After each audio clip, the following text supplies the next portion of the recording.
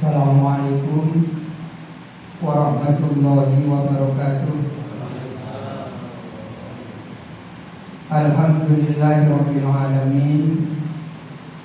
Wa bihi nasta'inu ala umuri dunya waddin. Wassalatu wassalamu ala asyrafil anbiya wal mursalin sayyidina wa maulana Muhammadin wa ala alihi wa sahbihi ajma'in. Subhanaka la ilma lana illa ma 'allamtana innaka antal alimul hakim. Rabbi shrah li sadri wa yassir li amri wahlul 'uqdatam min lisani yafqahu qawli, amma ba'd. Yang saya hormati sahabat-sahabat dari pengurus cabang Gerakan Pemuda Ansor Kabupaten Jepara, sahabat Jawaruddin sama sahabat Nur Alimin, pengurus Gerakan Pemuda Ansor, pengurus anak cabang PAC Gerakan Pemuda Ansor Kecamatan Cangahan, Mas Supriyanto dan kawan-kawan yang sudah kami sebut satu persatu yang saya hormati, pengurus ranting Jamiah Nahdlatul Ulama dari jajaran Suriah dan Libya yang saya hormati, yang baru saja dilantik pengurus ranting PR Gerakan Pemuda Ansor Desa Cangwetan yang dikomandoi oleh sahabat Bayu Wijaya. Para hadirin yang saya hormati, bapak-bapak, adik-adik saya, mungkin ada anak-anak saya yang saya hormati. Semula yang diminta untuk mengisi Mau'izah Hasanah Kiai Haji Muhammad Zamazi, beliau ke Tegal, sudah rawuh saya telepon, kesel Kak. Dengan saya sebenarnya sudah ketinggalan zaman dari perkembangan kemajuan sekarang, tetapi karena ingin menghormati undangan dari PR GB Ansor, ada NU-nya kan? GB Ansor NU Gerakan Pemuda Ansor, saya ya bismillah, niat pertama yaitu kholus surur, kemudian mungkin berbagi hal yang bisa kami sampaikan. Ada saya angan-angan dua hal, tapi tadi masuk satu lagi. Yang pertama, Ansor itu kata kuncinya mahabbah. Yang kedua, hikmah. Yang ketiga adalah apa tadi itu? Meningkatkan lah, apa tadi saya berpikiran. Intinya meningkatkan kualitas diri sendiri. Tiga kata kunci itu. Mungkin saya mulai dari mahabbah. Gini, dulu itu ya Pak Khalid Mawardi mungkin Ansornya. Atau begini, mohon maaf kalau ada yang salah. Tidak seluruh kader Ansor itu mempunyai latar pendidikan pondok pesantren, mampu baca kitab atau menguasai ilmu-ilmu syariah. Tapi belakangan itu terkoreksi dengan adanya Jalur Ansor, mungkin itu. Meskipun tetap banyak sebenarnya dari Ansor yang alim itu banyak, tapi tidak seluruhnya. Maka di sini Ansor itu memakai kunci mahabbah, cinta kepada ulama. Saya baca ya di internet, tidak di kitab. Imam Syafi'i radhiyallahu anhu itu sengalim begitu itu, beliau masih mengatakan, saya itu tidak ngalim, tidak soleh, tapi senang dengan orang-orang yang alim, dan orang-orang yang soleh mudah-mudahan dapat berkah dikumpulkan di surganya. Amin Allahumma amin. Oleh karena itu kawan-kawan Ansor yang tidak seluruhnya bisa baca kitab, itu kuncinya di mahabbah. Mahabbah pada ulama. Padahal NU itu ulama yang benar-benar warasatul anbiya. Kalau kita lihat muassisin ya, Nahdlatul Ulama mulai Mbah Hashim, apalagi tadi Mbah Khalil, kemudian Mbah Wahab Hasbullah, Mbah Bisri Sansuri, Mbah Maksum Lasem, Mbah Ridwan Abdullah dan seterusnya lah, Pondok Sidogiri dan pondok yang lain, Raden Asnawi. Itu kalau kita telusuri agak ke belakang lagi, bahkan beliau-beliau itu alumni Haromen, alumni Makkah Madinah. Beliau-beliau yang kita sebut agak ke atas sedikit gurunya Mbah Hashim, ada Syekh Mahfud At-Turmusi Termas, kemudian agak ke atas lagi Mbah Nawawi, Mbah Soleh Darat. Itu semua adalah ulama-ulama yang berjaya, ulama-ulama besar di Makkah dan Madinah. Sebelum Mekah itu dikuasai Wahabi, Mekah itu ya Ahlussunnah wal Jamaah. Yang terkenal ya Syekh Zaini Dahlan misalnya. Saya sih mohon maaf, saya tidak betul-betul menguasai, tapi ini rambu-rambu indikatif saja. Ada Sayyid Asyato, Abu Bakar Asyato ya. Kemudian ya macam-macam yang dikatakan oleh Kiai Said Akil maupun Gus Bahak itu kan sering menerangkan sanad kita itu sampai kepada Imam Asy'ari, sampai kepada Nabi Muhammad SAW dalam bidang tauhid. Sanad kita itu sampai kepada A'immatul Arba'ah, sampai ke atas. Thariqah juga begitu. Jadi mantap bahwa Kiai NU itu kiai yang sanatnya sampai Rasulullah Muhammad SAW.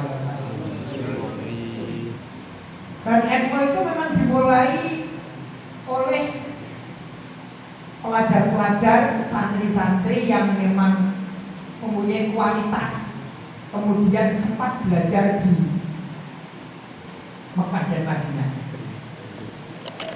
Ada yang di sana 13 tahun, 15 tahun, 6 tahun dan masih dan sebagainya. Yang dekat-dekat Kiai Muslim Meranggen, Kiai saya, itu setelah itu mondok total itu 30 tahun. Kayaknya di Mekahnya itu juga puluhan tahun. Mbah Halim Mansur juga begitu.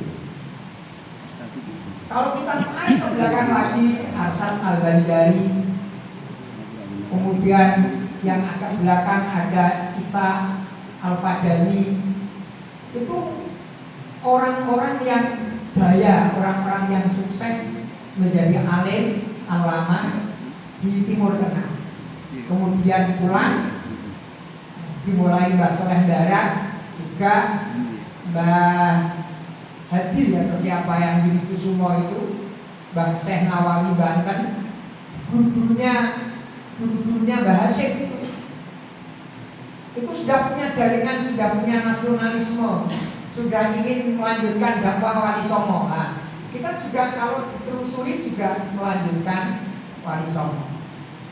Intinya bahwa kita mahabbah kepada beliau itu tidak akan ada. Mungkin hadis apa ya, hadisnya ada apa juga, karena memang saya tidak nyiapkan, tidak harus bermasalah. Tapi wasofaman sofahan itu, orang yang salaman dengan orang yang salaman, orang yang salaman dengan saya akan dapat surga misalnya, atau apa, dari Rasulullah Muhammad SAW.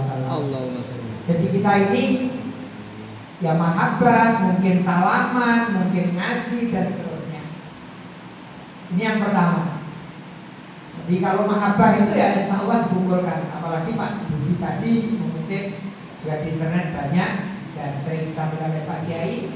Sopo wonge film murid-murid NU, ngurusi NU tak dakoni santri itu. Sopo tak dakoni santri itu tak dengakno mlebu swargane Gusti Allah paringi husnul khotimah. Amin Allahumma amin. Oleh karena itu tadi kita tidak, maaf yang mungkin tidak menguasai kitab, tidak usah minum. Mahabbah itu lebih penting. Mahabbah itu penting sekali. Man ahabbani atau yusharul mar'u ma'aman ahabbah. Orang itu akan dikumpulkan dengan orang yang dicintai. Kedua, hikmah. Jadi mahabbah itu naiknya pada hikmah, melayani. Ini yang paling luar biasa. Banser terutama. Banser itu siap mengawal kiai. Di mana-mana itu yang mengawal kiai adalah banser. Bahkan bukan hanya mengawal kiai, mengawal NKRI. Sampai mengawal gereja itu kan bukan mengawal gerejanya, mengawal kebutuhan NKRI, kedamaian. Dan kata Gus Bahak, kalau kita ada HP itu dakwah malah sampai, tapi kalau kita gegeran kita tidak bisa dakwah kepada non-Islam. Jadi itu kan kalau ditarik ke belakang, di mana Nabi Muhammad SAW pernah melakukan evaluasi, di mana dakwah yang sekian tahun setelah hijrah ke Madinah itu selama 8 tahun itu perang terus, sehingga penyebaran Islam itu ya mandek, tidak bisa berjalan dengan baik. Akhirnya Kanjeng Nabi menginginkan perdamaian sampai ada Sulh Hudaybiyah, kata Gus Bah. Kalau keliru-keliru dikit tidak apa-apa, nanti dilihat referensinya. Dalam Sulh Hudaybiyah itu sebenarnya Islam dirugikan. Banyak kesepakatan yang sahabat itu kecewa. Tapi karena ini Nabi, mereka menerima. Ternyata itu adalah strategi. Satu kunci yaitu bahwa orang boleh mendiskusikan ajaran Islam. Dengan mendiskusikan ajaran Islam, kemudian orang terbuka pikirannya bahwa Islam ternyata baik. Misalnya aja track record dari Abu Jahal itu kan, Abu Jahal dan teman-temannya itu kan selalu jelek. Jelek dalam moral, jelek dalam sosial, jelek dalam macam-macam. Tapi Nabi Muhammad SAW itu tracknya selalu bagus. Lalu itu belum soal konsep ketuhanan, konsep yang lain. Jadi dengan keadaan damai itu kemudian Islam yang memang jelas, Islam itu apa? La ikraha fid din qad tabayyana rusydu minal ghayy. Kebenaran itu akan jelas beda dengan yang sesat. Nah, dengan zaman Wali Songo juga begitu, dalam dakwah itu menggunakan cara yang santun, cara yang sabar, cara yang ramah, sampai Islam itu bisa benar-benar dipahami oleh masyarakat, tidak dengan cara perang.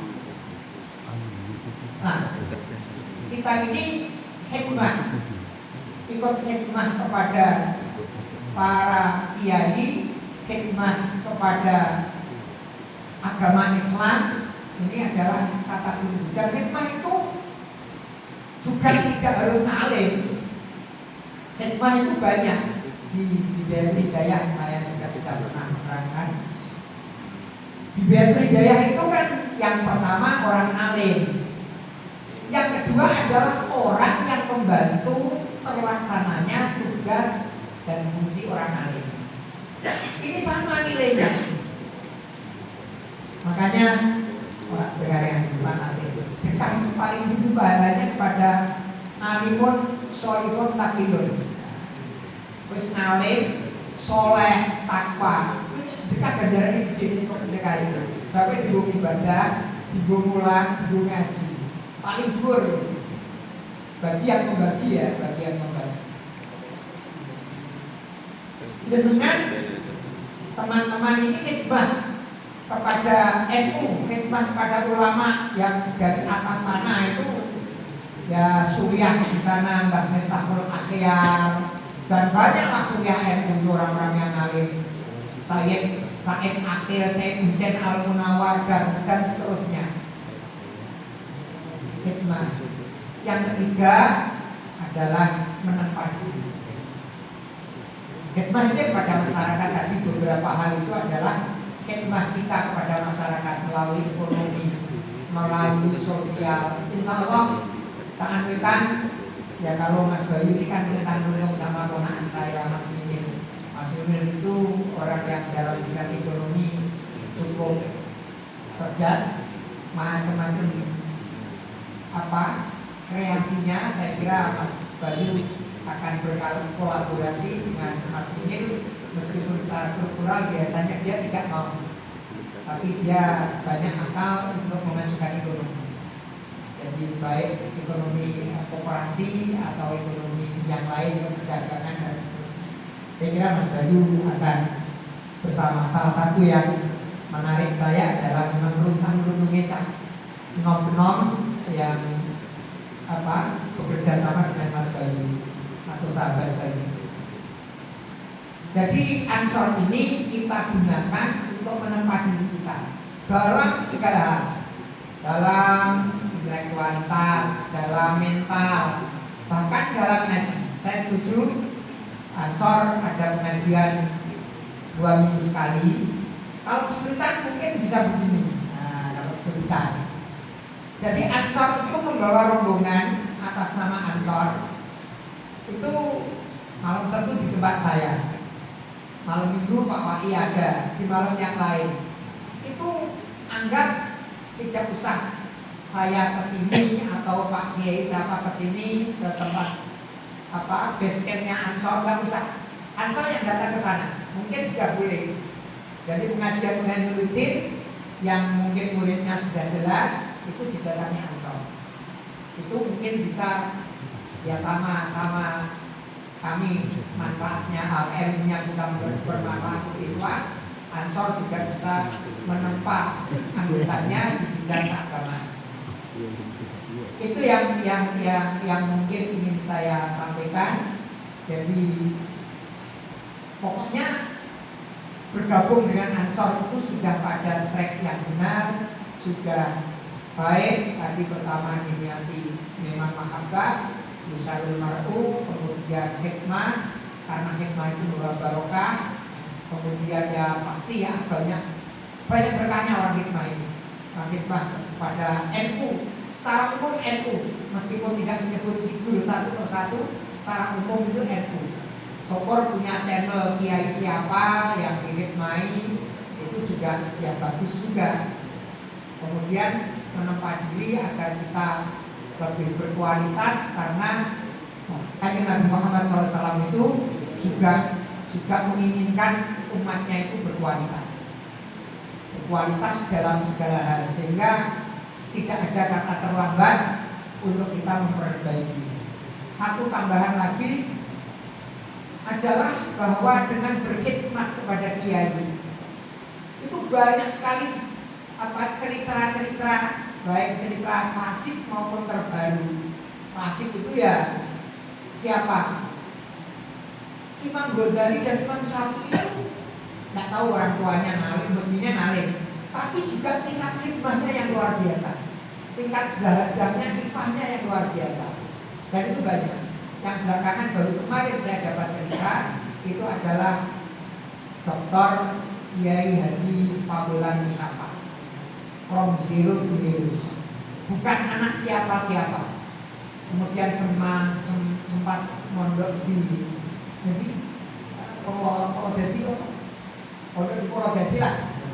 Bandung Sari.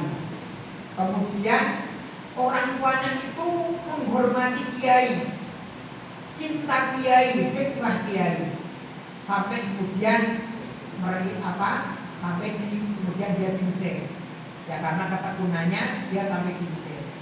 Di Mesir sambil dia kuliah yang 1 minggu 2 kali kayak model ini. Ternyata Al Azhar punya program begitu. Dia kerja di kedutaan katanya gajinya sudah gede waktu itu. Sampai dia menjadi orang kaya. Mbah Maimun itu kalau ke Mesir itu yang nemui atau yang menghormati, yang meladeni itu ya Fadlan Mustafa itu. Sampai ada cerita yang keramatnya Mbah Maimun ke makamnya Imam Syadzili itu mungkin dicari di internet juga ada, mungkin sejarahnya juga banyak. Itu Fadlan Mustafa. Kemudian Pak Said ke sana juga beliau begitu, Pak Azim Muzadi ya tanya. Di sana juga yang layan beliau sangat orang yang dermawan. Tapi juga belajar, bukan seperti yang lain dermawan kaya tapi tidak belajar. Sehingga kemudian ketemu Pak Azim Muzadi direkomendasikan kepada Pak Dr. Abdul Jamil, profesor mungkin, yang waktu itu adalah rektor UIN atau YIN Semarang. Waktu itu bikin maghad. Beliau kemudian menjadi direktur maghad atau apa istilahnya.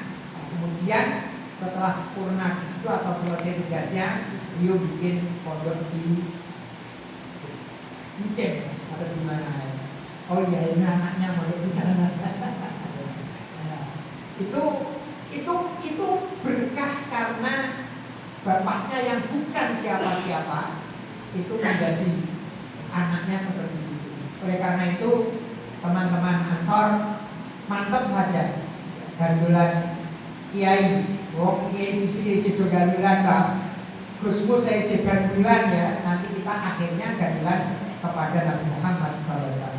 Sehingga itu pokoknya Ansor jadikan tempat lahan berjuang, lahan untuk tabaruk, lahan untuk menempa diri, meningkatkan kualitas, memperbaiki dan seterusnya. Mudah-mudahan kita dikumpulkan bersama para ulama, para aulia, para habaib, para dzurriyyah dan Rasulullah Muhammad SAW. Amin. Al-Fatihah.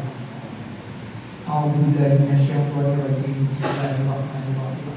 Alhamdulillahirabbil alamin arrahmanirrahim. Maliki yaumiddin. Iyyaka